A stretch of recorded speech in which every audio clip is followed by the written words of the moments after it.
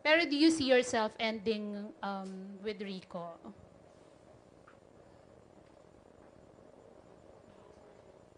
I, yeah. Oh, but ay sorry. Nagiging emotional ka. Sorry. Would you like to say something?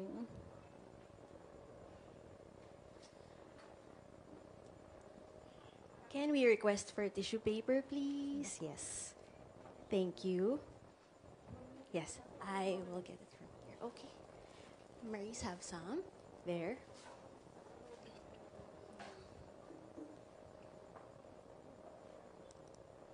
I'm so scared. I'm really scared.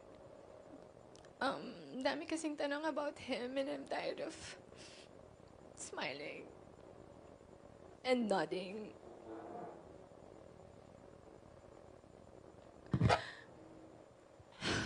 I'm so scared because if I announce it, then it's real.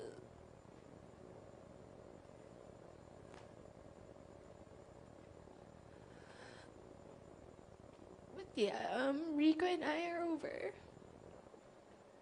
So sorry, Maris. Sin-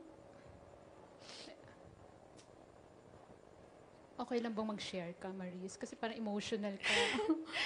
It's fresh. It's been a few weeks.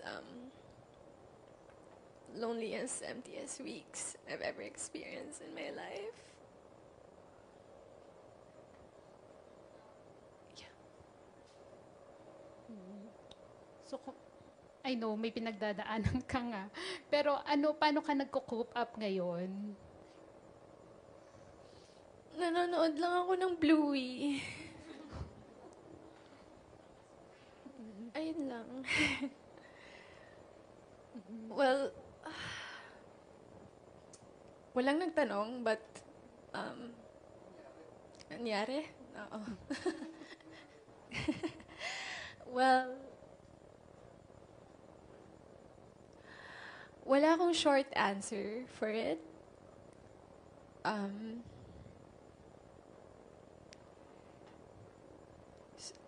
hindi ko rin siya malabas ng isang statement lang kasi hindi ganun kadali. Hindi ganun kadali. Sobrang complicated niya na situation.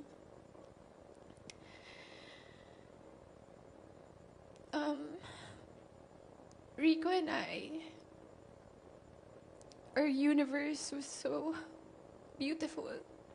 It was so full of love, laughter, music, everything. It's the spontaneity, everything. Sa 5 years namin together, we were always on the same page. Always on the same page. But I don't know what happened to me. Maybe I turned to the next page and saw a new perspective sa life. I had visions of who I want to become, how I want to evolve. I'm so curious about the world. And the truth is, I am going through changes. And alam naman natin yun, change is either good or bad. But what I hate about change is that it's inevitable.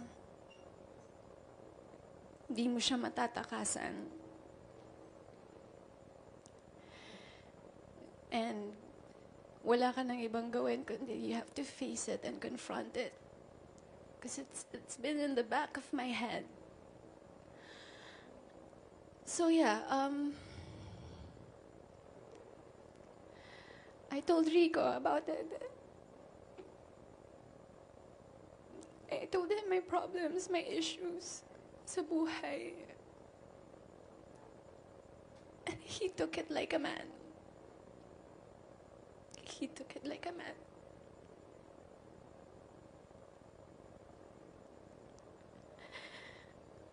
Um,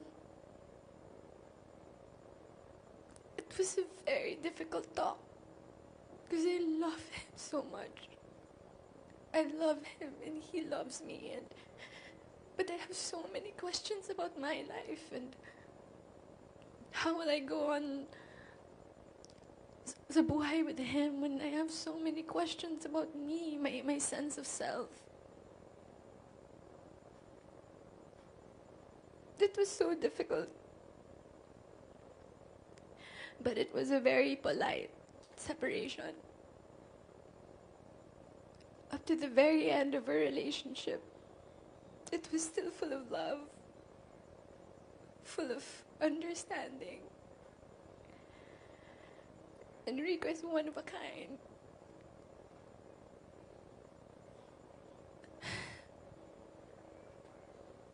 If only I could skip through my 20s, you know. But I can't. I have to face it. I have to sit with my feelings and acknowledge my changes.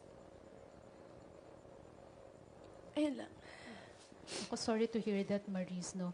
Pero once and for all na lang din, I'm sure kasi after your being open about your situation, maraming magtatanong dahil nga nag-click yung ano nyo ni Anthony. Baka madamay siya at isipin ng mga fans na may kinalaman si Anthony sa breakup. No, Anthony is out of the picture here. It's just mainly me and Rico. Mainly me. I'm the issue. So after this, okay ka pa bang magsalita? Or this is the first and last time na you'll talk about it? This is the only time I'm gonna ever talk about it. Okay. Since, while we're at it, I would like to humbly ask the public to look at us, Rico and I, with understanding and love, because we're both grieving. Hindi naman makokontrol yung mga opinion ng mga tao, but please don't direct your hate towards Rico, because he's too precious for that. If you guys want to throw some punches, I'm ready to take them. Thank you for being honest, Maries. Sorry. Thank you. Okay, thank you. Thank you, Miss Janice. And Maurice, if you'd like to compose yourself first. But we're all, of course, very affected also. And we're here for you, Maurice. Thank you so much for being brave. Thank you. In facing this. Kanina nga napapansin na namin, marami na talaga nagtatanong sa'yo. And even online, I'm sure you're seeing the speculations of people, and we're sure it wasn't easy. But thank you for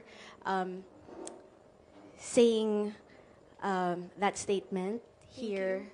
And of course, we hope for the happiness for the both of you. Yeah. Yes, whatever that may be at this point in your lives, we both wish you the best.